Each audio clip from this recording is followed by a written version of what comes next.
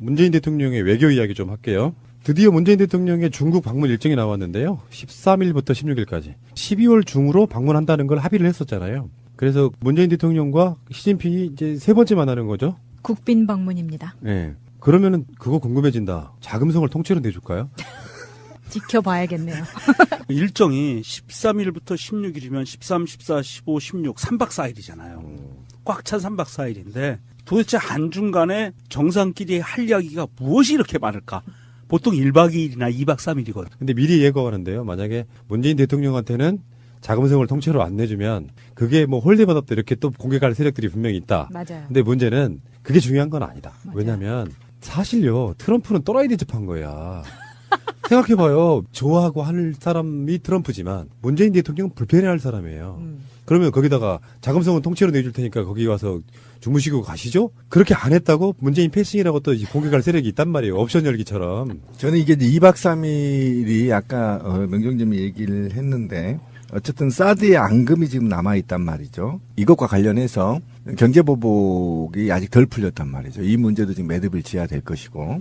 그 다음에 이제 더 우리가 기대할 수 있는 것은 그러니까 충칭의 임시정부의 역사기념관 등을 지금 방문할 예정이라는 거 아닙니까?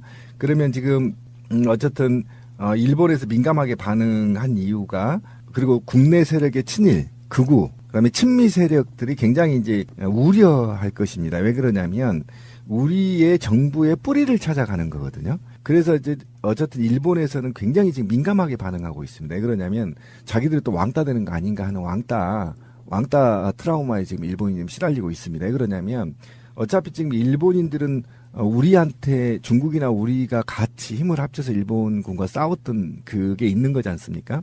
그런 역사적인 함의를 같이 공유하려고 가고 있기 때문에 2박 3일이 3일이 지금 필요한 것이고요. 이렇게 해서 종합적으로 지금 이 정부의 뿌리를 찾아간다는 의미에서 중국과 매우 우호적인 관계를 유지하고 또 발전시켜 나갈 것이고요. 그다음에 그 바탕을 속에서 경제가 일부 지금 해제가 돼 있는데 전면 해제의 선물을 갖고 오지 않겠느냐라는 것이고 우리 입장에서 보면 동북공정에 대해서 일부 지금 문재인 대통령이 브레이크를 걸로 가는 게 아닌가 하는 기대를 하고 있습니다. 왜 그러냐면 실제로 지금 연변 쪽에서는 굉장히 이게 심하고 있는데 우리 대통령이 거기를 찾아가서 과거에 우리 임시정부들을 역사관을 쭉 둘러보고 어떻게 이후에 이제 중국과 그다음에 한반도의 평화에 대해서 어떻게 결과를 가져올 거냐 굉장히 주목되는 대목이에요. 그래서 저는 이번 계기가 굉장히 한국인들한테 큰 선물이 될 가능성이 굉장히 높다. 그리고 이게 사전에 조율 없이는 이렇게 오랫동안 머무르질 않거든요. 그럼 사전에 뭔가 심도 있는 논의를 할 가능성이 굉장히 높아서 이걸 이제 반대하는 세력들은 이제 미국과 일본인데요. 그다음에 국내 이제 극우 세력들, 한반도의 평화를 반대하는 세력들이죠. 이 세력들이 이제 전쟁 발발론, 선제 타격론으로 아마 이 지금 문재인 대통령의 중국 방문에 대해서 음해하고 또는 거기에 대해서 모략질을 해야 될 겁니다.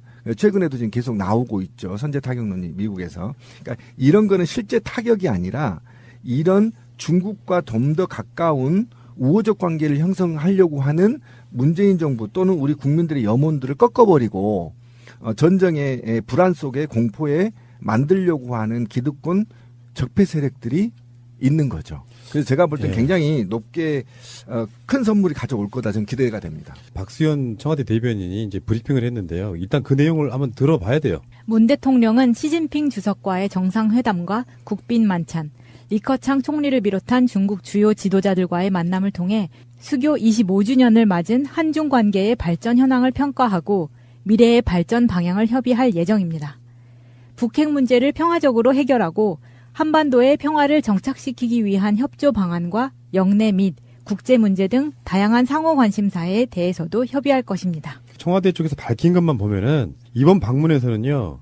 이번에 아세안 갔을 때, 뭐 에이펙 갔을 때는 짧게 만나잖아요. 그렇죠. 근데 지금 중국의 25주년 기념으로 가는 부분이라 뭔가 이벤트성도 있어요. 그래서 공식 환영식도 하고 단독 정상회담도 하고 확대 정상회담도 하고 국빈 만찬도 하고 또 관련해서 친교 행사 같은 거라서 굉장히 오랜 시간 동안 시진핑과 여러 번 만난다는 거예요. 자주 만나면은 오해도 풀리게 돼 있고 뭐 이제 오해는 이미 풀었다고 하지만 아예 봉합한 거냐, 아니 임시로 이렇게 덮어둔 거냐, 뭐 여러 방식으로 지금 의견이 나오고 있는데 이제 중국과의 관계가 사실상 이 정상회담을 방중을 계기로 정상화가 다시 돌아올 것이다. 이미도 지금도 그 분위기를 만들어가고 있지 않습니까? 우리나라 교역 제1대 국가예요. 그것뿐만 아니라 한반도에 평화 정착하기 위해서는 반드시 중국과 우리는 우호적 관계를 유지해야 되고, 그다음에 이제 일방적으로 미국에 치우쳐 있는 정치적 성향, 그다음에 사회적 성향들을 올바로 바로 잡는 데 있는 것이고요. 그다음에 이 결과에 따라 우리가 주체적으로 서느냐, 아니면 종속적으로 우리가 살아가느냐의 관건에 달려 있어요. 그래서 굉장히 중립 외교를 펼치는 데 있어서 한쪽에 기울어져 있기 때문에 바로 잡는 데 굉장히 이제 큰 의미가 있는 것입니다. 그 중에 가장 핵심 중에 하나가 시진핑과의 정상회담 말고 가장 핵심이 이제 충칭 방문하는 건데요. 그렇죠. 그 충칭이 1940년대부터 45년까지 해방을 맞을 때까지 김구 주석이 이끄는 임시정부 청사가 있던 곳이고, 다음에 한중의 반일 연대라는 관점. 지금 중국은 일본이 엄청나게 싫은 거고, 위안부 합의 이런 부분도 거기랑 연관이 있는 거라서 충칭을 방문하는 것 자체, 임시정부도 있고 광복군도 있고 하는 그 부분도 있고요. 우리나라 기업들이 굉장히 많이 진출해 있는 곳이기도 하고, 그래서 맞습니다. 충칭에 가면은 대통령의 메시지가 나올 거 아니에요. 아, 여기가 이제 일본과 싸웠던 임시정부의 거점이었구나. 뭐 이런 얘기가 나오면 아베는 이제 불편하기 시작한 거지. 저번에 그 독도새우랑 좀 연관을 지으면 우리가 그렇죠. 확대 해석하는 건지 모르겠지만 문재인 대통령이 충칭에 갔다. 거기서 내놓은 메시지를 보면 앞으로 정말로 일본을 패싱하고 미국과 직거리하면서 일본을 정말 왕따를 올 것인지, 그 모든 정책들이 거기서 나오는 메시지 하나하나에 담겨 있지 않을까 생각해 보네요. 더 그 다음에 이제 이게 협상이 됐다는 게 저는 대단한 게 뭐냐면, 동북공정으로 지금 혈안인 중국이 문재인 대통령이 이곳을 방문하는 순간 자기들 역사로 만들려고 했던 이 임시정부를 이제 우리의 역사로 가져온다는 의미에서 어쨌든 동북아의 어쨌든 세력 균형과 평화에 굉장히 기여할 가능성이 굉장히 높고, 그다음에 이후에 연변 쪽에 지금 저희가 완전히 손을 대지 못하고 있는데 이곳에도 진출할 수 있는 교두부를 확보할 가능성이 굉장히 높아서 의미가 굉장히 높습니다. 그러니까 사회적, 경제적, 문화적으로도 굉장히 이 방문이 뜻이 있는 거기 때문에 아마 우리 한국인들한테 큰 선물을 하나 갖고 올 가능성이 굉장히 높다. 박수현 대변인이 브리핑에서 말한 문장 안에 사실은 우리나라가 한중 정상회담을 통해서 얻고자 하는, 중점적으로 바라보고자 하는, 여기서 한 발 더 나가면 이미 협의된 사항인 것이 다 나와 있어요. 첫 번째는 한중 수교 25주년을 맞은 한중 관계의 발전 현황을 평가하고 미래 발전 방향을 협의할 예정. 이것은 한중 관계의 봄날이 다시 온다라는 거 이미 협의가 끝났다는 이야기고요. 그리고 북핵 문제를 평화적으로 해결하고 한반도의 평화를 정착시키기 위한 협조 방안과에서 이 문장은 북핵 문제에 대해서 이제는 확실하게 한중 간의 공조 시대가 왔다, 공조를 할 거다라는 발표가 날 거라는 예상을 할 수 있고요. 마지막 문장, 영내 및 국제 문제 등 다양한 상호 관심사에 대해서도 협의할 것. 이것은 세계 외교 관계 내에서 영내나 이 아시아권이나 여기에 그 외 많은 지역에서도 한중 간의 외교 관심, 외교 분야를 같이 손잡고 외교 분야에 나가겠다라고 하면서, 지금 충칭을 방문한다는 것은 중국의 1대1로의 거점 도시이고 여기 시진핑이 공을 들이는 곳이기 때문에 시진핑에 대한 답례로 방문하는 효과도 굉장히 큰 거예요. 그렇다고 봤을 때 사실은 여기에서 중국 측의 입장은 조금 빠져 있는데, 중국 측은 여기에 아까 푸나님이 얘기한 것처럼 사드 문제가 아마 더해질 건데, 대한민국의 그 대통령이 가서 중국과 협의할 수 있는 사항, 그리고 협의가 끝났고 사실은 가서 만나서 자세한 것을 협의하지는 않고 이미 조율이 다 끝난 거거든요. 그래서 이 세 개의 큰 맥락은 이미 끝나 있다라고 봤을 때 이번 겨울에 평창올림픽을 치르는 그 중간에 지금 12월부터 2월 사이에 이 북한과 우리나라와 중국과 미국과 이 긴장 관계가 형성돼 있던 북핵 문제로 인해서 이 긴장 관계가 형성돼 있던 것이 어느 정도 물꼬가 트일 수 있는 촉발제가 될 수도 있다. 이렇게 좀 예상이 좀 가능합니다. 예. 명정님 말씀이 맞아요. 합의가 된 사항들을 발표하는 거잖아요. 그렇죠. 미리 다 조율이 끝났어. 만나기만 하면 되는 거야. 사실 알고 보면. 만나서 발표가 남았죠. 근데 문재인 대통령이 7대 종단 지도자들과 만나가지고 한 말 중에 이런 얘기가 있어요. 우리 동의 없이 한반도 군사행동은 있을 수 없다고 미국에게 단호하게 밝혔다. 김정은하고 트럼프가 최근에 김정은이 새벽에 도발하는 거 트럼프가 강력하게 막 말풍선 놀이 했잖아요. 그런데 문재인 대통령은 확고하게 지금 한반도를 딱 지키고 있는 거예요. 길목에서. 우리 동의 없이는 그런 무력 도발하면 안 된다는 게 뭐 김정은만 뭐 하는 게 아니고 그렇죠. 트럼프에게도 어느 정도 선을 딱 지키고 있다는 뜻이거든요. 그러면서 이게 이제 중국과 연계가 연결이 돼 되면은 있죠. 결론적으로는 그거예요. 한반도 상에서 괴롭고 힘들더라도 김정은이가 핵무기 개발하는 거 괴롭고 힘들더라도 그들도 어차피 핵무기 개발하면 공공하게 못 사니까 그걸 살살 달래가지고 끌어내서 궁극적으로 한반도에 영원한 평화를 가져오겠다. 이런 정책은요. 일희일비하면 안 돼요. 그럼요. 어떤 사건 때마다 막 분개해가지고 말풍선 쏟아내고 막 이러면 트럼프의 이제 뭐 약간 개망나니 같은 그 느낌을 살짝 다독여주면서도 한반도가 들썩거리지 않게끔 해주는 역할을 지금 이게 하고 있는데 만약에 말이에요. 박근혜나 이명박이 그 상황이었다 그러면 어떻게 되겠습니까? 비교하지 마십시오. 재수없습니다. 굉장히 재수없어요. 트럼프가 그런 말들을 막 쏟아낼 때 트럼프의 이야기를 막 옹호하는 그럼요. 그런 식으로 가면은 전쟁의 공포 속으로 쌓인단 말이에요. 그러니까 아무리 김정은이 미워도 트럼프가 미워도 그걸 중화시켜가지고 그걸 소화해가지고 한국의 상황들이 불안하지 않게끔 만드는 건 그 사람의 능력이고 저는 마인드라고 보는 거거든요. 그래서 중국과의 관계가 굉장히 중요하다. 아까 곰피디도 얘기했지만 니네 선제 공격하면 중국으로 붙어버린다 그러면 좆됩니다. 네, 미국 좆대요. 지금 사실 네. 이게 문재인 대통령의 이런 발언의 맥락을 그 전맥락을 좀 봐야 돼요. 이 전맥락에 뭐가 있냐면 이게 미국에서부터 시작이 됩니다. 아까 이제 트럼프 얘기했지만 트럼프 외에도 허버트 맥메스터 백악관 안보보좌관이 12월 3일 폭스뉴스와의 인터뷰에서 이런 얘기를 합니다. 북한과의 전쟁 가능성이 매일 커지고 있다. 그리고 다음 날 12월 4일 날 린지 그레이온 상원의원이 최후 수단으로서 선제 전쟁이라는 말이 나와요. 네, 맞아요. 네, 이런 발언이 나오고 나서 이 발언이 대한민국으로 와서는 중앙일보, 조선일보 이런 데서 사설에서 평화 타령에 집착하고 있다. 뭐 산불이 곧 밀려올 건데 뭐 문재인 대통령 뭐 하고 있느냐 막 이런 식으로 이거를 확대 재생산을 합니다. 위기론을. 그러면서 중요한 포인트는 이거예요. 중앙일보나 조선일보 이런 애들이 영문판들이 나간다는 거예요. 영문판이 나간다는 거는 해외에서 이 언론들의 사설이나 입장 기사를 받아 쓴다는 얘기입니다. 이게 계속 확대 재생산되는 거예요. 이게 확대 재생되는 이유는 뭐냐? 사실은 이것은 문재인 대통령을 공격하기 위한 방법이다. 맞아요. 무슨 공격이냐? 미국은 한국에 와서 많은 대접을 받았기 때문에 트럼프가 직접 문재인 대통령에게 쓴소리를 할 수는 없어요. 트럼프 입장에서는 굉장히 강한 자기의 우방이거든요. 문재인 대통령이. 그런데 실무자들은 문재인 대통령이 대한민국이 중국과 관계 개선을 하면서 급격히 가까워지는 거에 대한 굉장히 큰 우려감과 공포감을 갖고 있기 때문에 여기에 사실은 하지 않아야 될 발언인데 전쟁 위기론을 던져넣는 거예요. 그렇지. 그래서 선제 공격도 가능하다라고 전쟁 위기론을 던져넣으니까 문재인 대통령이 그것은 용납 못한다라고 받아친 거거든요. 못을 박은 거죠. 네. 지랄하면 짱돌 조사버리겠다. 이런 맥락을 좀 봐줘야 되는데. 저도 그 기사를 봤는데 제가 이제 단편적으로 간추리면 이거예요. 중앙하고 조선의 얘기는 지금 밖에서는 전쟁하려고 곧 전쟁이 일어나는데 국내에서는 무슨 평화 타령이냐. 그렇죠. 그런 얘기예요. 그러면서 문재인 정부는 즉시 국외의 전쟁 분위기를 국민들한테 속이지 말고 전달해라. 이런 개 같은 소리를 지금 하고 있단 말이에요. 맞아요. 근데 이게 지금 가장 큰 문제가 뭐냐면 저는 이게 지금 안 먹힐 거라고 보거든요. 우리나라의 그동안의 기득권 집권 세력들이 이 전쟁을 공포 분위기로 몰아서 집권을 해왔잖아요. 지금 70년 동안. 근데 이게 과연 먹힐 거냐. 근데 그들이 갖고 있는 이념이 이거예요. 첫 번째, 대한민국 국민은 쉽게 휘둘린다. 그 다음에 쉽게 노예화된다.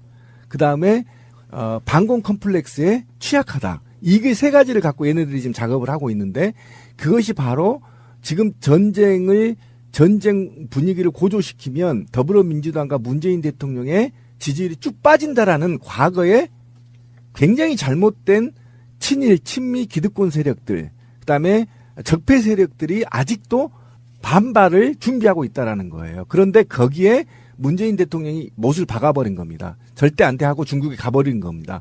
그러면 지금 중국에서 평화 무드를 우리는 해야 된다라는 것은 곧 적폐를 청산하고 이 나라를 평화의 국가로 만들고 행복한 나라로 만들겠다는 지금 현 정부의 모토 때문에 그런 거거든요. 그러니까 전쟁은 절대 안 된다. 일어나지도 않을 거다. 그리고 이들은 절대 전쟁을 일으킬 수 없다. 그것은 우리가 중도 노선을 지금 걷고 있기 때문에 자칫 잘못하면 동북아에서 미군을 빼야 될 일이 생길 수 있어요. 잘못 건드리면. 이건 가만히 있지 않을 거거든요. 왜냐하면 지금 현재 러시아도 평화를 원하고 있고요. 중국도 평화를 원하고 있고요. 북한도 평화를 원하고 있어요. 도골적으로 평화협정 하자고 하는 거 아닙니까?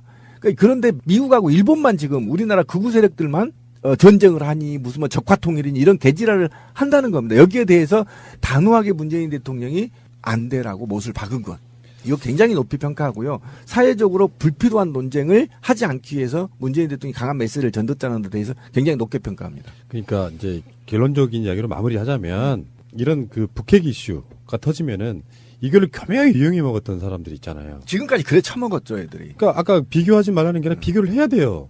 똑같은 상황이 벌어졌으면 분명히 박근혜나 이명박은 정권의 이득이 되느냐 안 되느냐만 생각했을 거예요. 선거가 다가오면 그거 이용해 먹고 계속해서 분위기 살벌하게 만들어 놓고 국민들한테 공포심 가져 이런 건데 그렇지. 유승민도 그렇고 안철수도 그렇고 홍준표도 그렇고 북핵 위기가 생기면 왜 저렇게 강력하게 대응 안 해? 사실은 방법이 없어. 대한민국 입장에서는.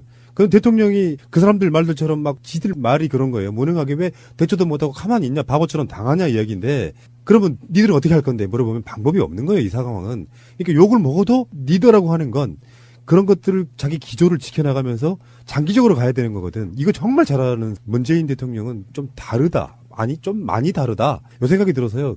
아까 비교라는 게 그런 거잖아요. 박근혜가 이런 생각을 할 수 있을까요? 전 불가능하다고 봅니다. 아니, 적화통일 해버리겠다고 했잖아, 박근혜는.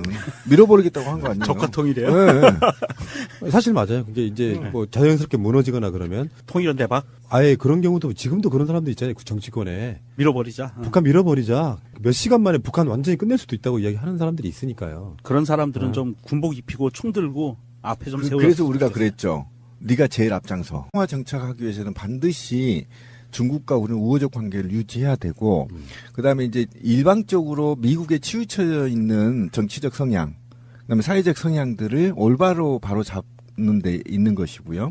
그다음에 이 결과에 따라 우리가 주체적으로 서느냐, 아니면 종속적으로 우리가 살아가느냐의 관건에 달려 있어요.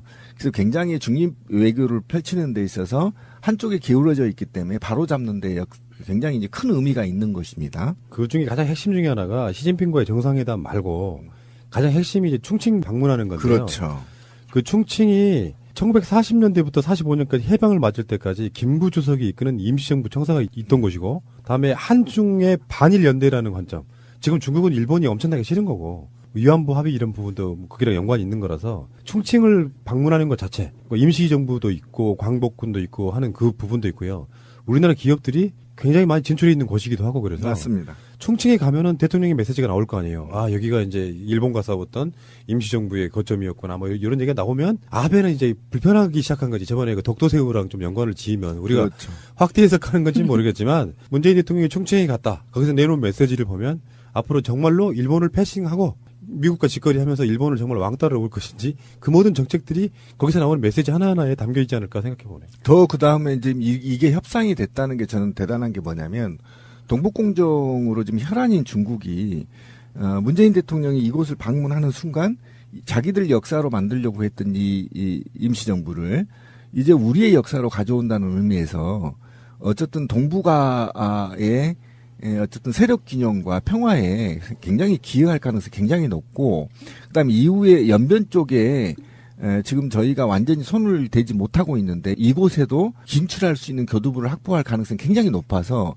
의미가 굉장히 높습니다. 그러니까 사회적, 경제적, 문화적으로도 굉장히 이 방문이 뜻이 있는 거기 때문에 아마 우리 한국인들한테 큰 선물을 하나 갖고 올 가능성이 굉장히 높다. 박수현 대변인이 브리핑에서 말한 문장 안에 사실은 우리나라가 한중 정상회담을 통해서 얻고자 하는, 중점적으로 바라보고자 하는, 여기서 한 발 더 나가면 이미 협의된 사항인 것이 다 나와 있어요. 첫 번째는 한중 수교 25주년을 맞은 한중 관계의 발전 현황을 평가하고 미래 발전 방향을 협의할 예정. 이것은 한중 간 같은 그 느낌을 살짝 다독여주면서도 한반도가 들썩거리지 않게끔 해주는 역할을 지금 이게 하고 있는데, 만약에 말이에요. 박근혜나 이명박이 그 상황이었다 그러면 어떻게 되겠습니까? 비교하지 마십시오. 재수없습니다. 굉장히 재수없어요. 트럼프가 그런 말들을 막 쏟아낼 때 트럼프의 이야기를 막 옹호하는 그럼요. 그런 식으로 가면은 전쟁의 공포 속으로 쌓인단 말이에요. 그러니까 아무리 김정은이 미워도 트럼프가 미워도 그걸 중화시켜가지고 그걸 소화해가지고 한국의 상황들이 불안하지 않게끔 만드는 건 그 사람의 능력이고 저는 마인드라고 보는 거거든요. 그래서 중국과의 관계가 굉장히 중요하다. 아까 곰피디도 얘기했지만 니네 선제 공격하면 중국으로 붙어버린다 그러면 좆됩니다. 네, 미국 좆대요. 지금 사실 네. 이게 문재인 대통령의 이런 발언의 맥락을 그 전맥락을 좀 봐야 돼요. 이 전맥락에 뭐가 있냐면 이게 미국에서부터 시작이 됩니다. 아까 이제 트럼프 얘기했지만 트럼프 외에도 허버트 맥메스터 백악관 안보보좌관이 12월 3일 폭스뉴스와의 인터뷰에서 이런 얘기를 합니다. 북한과의 전쟁 가능성이 매일 커지고 있다. 그리고 다음 날 12월 4일 날 린지 그레이온 상원의원이 최후 수단으로서 선제 전쟁이라는 말이 나와요. 네, 맞아요. 네, 이런 발언이 나오고 나서 이 발언이 대한민국으로 와서는 중앙일보, 조선일보 이런 데서 사설에서 평화 타령에 집착하고 있다. 뭐 산불이 곧 밀려올 건데 뭐 문재인 대통령 뭐 하고 있느냐 막 이런 식으로 이거를 확대 재생산을 합니다. 위기론을. 그러면서 중요한 포인트는 이거예요. 중앙일보나 조선일보 이런 애들이 영문판들이 나간다는 거예요. 영문판이 나간다는 거는 해외에서 이 언론들의 사설이나 입장, 기사를 받아 쓴다는 얘기입니다. 이게 계속 확대 재생산되는 거예요. 이게 확대 재생되는 이유는 뭐냐? 사실은 이것은 문재인 대통령을 공격하기 위한 방법이다. 맞죠. 무슨 공격이냐? 미국은 한국에 와서 많은 대접을 받았기 때문에 트럼프가 직접 문재인 대통령에게 쓴소리를 할 수는 없어요. 트럼프 입장에서는 굉장히 강한 자기의 우방이거든요. 문재인 대통령이. 그런데 실무자들은 문재인 대통령이 대한민국이 중국과 관계 개선을 하면서 급격히 가까워지는 거에 대한 굉장히 큰 우려감과 공포감을 갖고 있기 때문에 여기에 사실은 하지 않아야 될 발언인데 전쟁 위기론을 던져넣는 거예요. 그렇지. 그래서 선제 공격도 가능하다라고 전쟁 위기론을 던져넣으니까 문재인 대통령이 그것은 용납 못한다라고 받아친 거거든요. 못을 박은 거죠. 네. 지랄하면 짱돌 조사버리겠다. 이런 맥락을 좀 봐줘야 되는데. 저도 그 기사를 봤는데 제가 이제 단편적으로 간추리면 이거예요.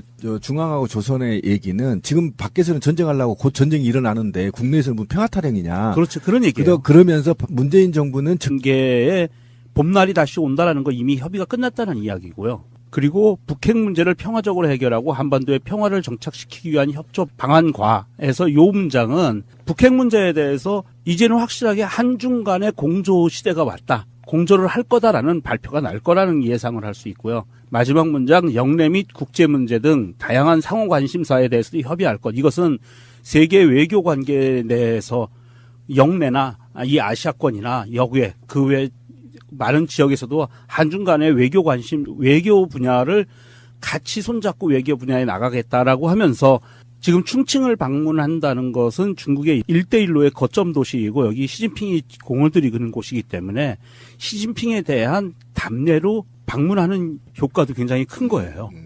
그렇다고 봤을 때 사실은 여기에서 중국 측의 입장은 조금 빠져 있는데 중국 측은 여기에 아까 푸나님이 얘기한 것처럼 사드 문제가 아마 더해질 건데 대한민국의 그 대통령이 가서 중국과 협의할 수 있는 사항 그리고 협의가 끝났고 사실은 가서 만나서 자세한 것을 협의하지는 않고 이미 조율이 다 끝난 거거든요. 그래서 이 세 개의 큰 맥락은 이미 끝나 있다라고 봤을 때 이번 겨울에 평창올림픽을 치르는 그 중간에 지금 12월부터 2월 사이에 이 북한과 우리나라와 중국과 미국과 이 긴장 관계가 형성돼 있던 북핵 문제로 인해서 이 긴장 관계가 형성돼 있던 것이 어느 정도 물꼬가 트일 수 있는 촉발제가 될 수도 있다. 이렇게 좀 예상이 좀 가능합니다. 예. 명정님 말씀이 맞아요. 합의가 된 사항들을 발표하는 거잖아요. 그렇죠. 미리 다 조율이 끝났어. 만나기만 하면 되는 거야. 사실 알고 보면. 만나서 발표가 남았죠. 근데 문재인 대통령이 7대 종단 지도자들과 만나가지고 한 말 중에 이런 얘기가 있어요. 우리 동의 없이 한반도 군사행동은 있을 수 없다고 미국에게 단호하게 밝혔다. 김정은하고 트럼프가 최근에 김정은이 새벽에 도발하는 거 트럼프가 강력하게 막 말풍선 놀이 했잖아요. 그런데 문재인 대통령은 확고하게 지금 한반도를 딱 지키고 있는 거예요. 길목에서. 우리 동의 없이는 그런 무력 도발하면 안 된다는 게 뭐 김정은만 뭐 하는 게 아니고 그렇죠. 트럼프에게도 어느 정도 선을 딱 지키고 있다는 뜻이거든요. 그러면서 이게 이제 중국과 연계가 연결이 돼 되면은 있죠. 결론적으로는 그거예요. 한반도 상에서 괴롭고 힘들더라도 김정은이가 핵무기 개발하는 거 괴롭고 힘들더라도 그들도 어차피 핵무기 개발하면 공공하게 못 사니까 그걸 살살 달래가지고 끌어내서 궁극적으로 한반도에 영원한 평화를 가져오겠다. 이런 정책은요. 일희일비하면 안 돼요. 그럼요. 어떤 사건 때마다 막 분개해가지고 말풍선 쏟아내고 막 이러면 트럼프의 이제 뭐 약간 개망난이 과거에 우리 임시정부들을 역사관을 쭉 둘러보고 어떻게 이후에 이제 중국과 그다음에 한반도의 평화에 대해서 어떻게 결과를 가져올 거냐 굉장히 주목되는 대목이에요. 그래서 저는 이번 계기가 굉장히 한국인들한테 큰 선물이 될 가능성이 굉장히 높다. 예, 그리고 이게 사전에 조율 없이는 이렇게 오랫동안 머무르진 않거든요. 그럼 사전에 뭔가 심도 있는 논의를 할 가능성이 굉장히 높아서 이걸 이제 반대하는 세력들은 이제 미국과 일본인데요. 그다음에 국내 이제 극우 세력들, 한반도의 평화를 반대하는 세력들이죠. 이 세력들이 이제 전쟁 발발론, 선제 타격론으로 아마 이 지금 문재인 대통령의 중국 방문에 대해서 음해하고 또는 거기에 대해서 모략질을 해야 될 겁니다. 최근에도 지금 계속 나오고 있죠. 선제 타격론이 미국에서. 그러니까 이런 거는 실제 타격이 아니라 이런 중국과 좀 더 가까운 우호적 관계를 형성하려고 하는 문재인 정부 또는 우리 국민들의 염원들을 꺾어버리고 전쟁의 불안 속에 공포에 만들려고 하는 기득권 적폐 세력들이 있는 거죠. 그래서 제가 볼 땐 굉장히 높게 큰 선물이 가져올 거다 저는 기대가 됩니다. 박수현 청와대 대변인이 이제 브리핑을 했는데요. 일단 그 내용을 한번 들어봐야 돼요. 문 대통령은 시진핑 주석과의 정상회담과 국빈 만찬, 리커창 총리를 비롯한 중국 주요 지도자들과의 만남을 통해 수교 25주년을 맞은 한중 관계의 발전 현황을 평가하고 미래의 발전 방향을 협의할 예정입니다. 북핵 문제를 평화적으로 해결하고 한반도의 평화를 정착시키기 위한 협조 방안과 영내 및 국제 문제 등 다양한 상호 관심사에 대해서도 협의할 것입니다. 청와대 쪽에서 밝힌 것만 보면은 이번 방문에서는요. 이번에 아세안 갔을 때, 뭐 에이펙 갔을 때는 짧게 만나잖아요. 그렇죠. 근데 지금 중국의 25주년 기념으로 가는 부분이라 뭔가 이벤트성도 있어요. 그래서 공식 환영식도 하고 단독 정상회담도 하고 확대 정상회담도 하고 국빈 만찬도 하고 또 관련해서 친교 행사 같은 걸 해서 굉장히 오랜 시간 동안 시진핑과 여러 번 만난다는 거예요. 자주 만나면은 오해도 풀리게 돼 있고 뭐 이제 오해는 이미 풀었다고 하지만 아예 봉합한 거냐 아니 임시로 이렇게 덮어둔 거냐 뭐 여러 방식으로 지금 의견이 나오고 있는데 이제 중국과의 관계가 사실상 이 정상회담을 방중을 계기로 정상화가 다시 돌아올 것이다. 이미도 지금도 그 분위기를 만들어가고 있지 않습니까? 우리나라 교역 제1대 국가예요. 그것뿐만 아니라 한반도의 문재인 대통령의 외교 이야기 좀 할게요. 드디어 문재인 대통령의 중국 방문 일정이 나왔는데요. 13일부터 16일까지. 12월 중으로 방문한다는 걸 합의를 했었잖아요. 그래서 문재인 대통령과 시진핑이 이제 세 번째 만나는 거죠. 국빈 방문입니다. 네. 그러면은 그거 궁금해진다. 자금성을 통째로 내줄까요? 지켜봐야겠네요.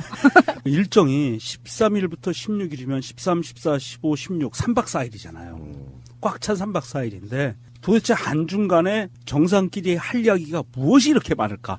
보통 1박 2일이나 2박 3일이거든요. 근데 미리 예고하는데요. 만약에 문재인 대통령한테는 자금성을 통째로 안 내주면 그게 뭐 홀대 받았다 이렇게 또 공격할 세력들이 분명히 있다. 맞아요. 근데 문제는 그게 중요한 건 아니다. 맞아요. 왜냐하면 사실요. 트럼프는 또라이 대접한 거야.